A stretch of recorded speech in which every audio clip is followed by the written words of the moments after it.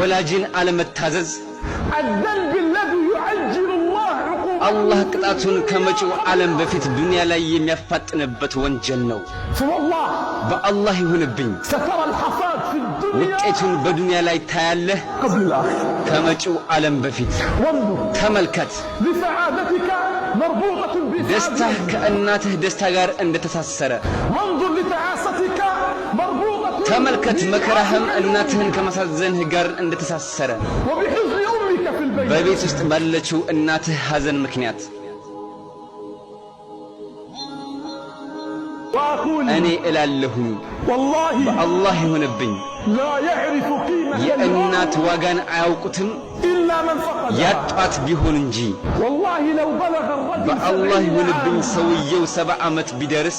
والله لو بلغ الرجل በአላህ 80 ይሁንብኝ عاما ሰውየው 80 ዓመት ቢደርስ فهو لا يتمنى إلا أن እናቱ تعود. እንድትመለስ ከመመኘት ውጭ ሌላ ምንም አይመኝም والله በአላህ ይሁንብኝ لو بلغ الرجل 80 ሰውየው 80 ዓመት ቢደርስ ليس له أمنية في በህይወቱ الحياة ውስጥ አንድ ምኞት የለውም إلا أن تعود እናቱ እንድትመለስ ከመፈለግ ውጪ واسألوا كبار ሽማግሌዎችን ጠይቁ واسألوا الأيتام የቲሞችን ጠይቁ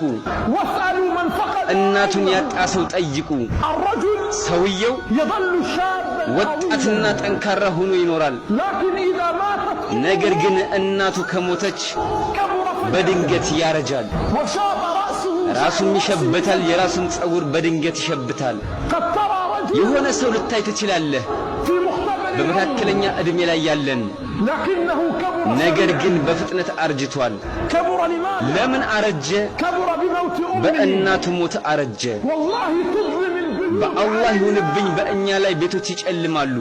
ولو استنيرت ብርሃን ቢሞላባቸውም እንኳን እናቶቻችን ሲሞቱ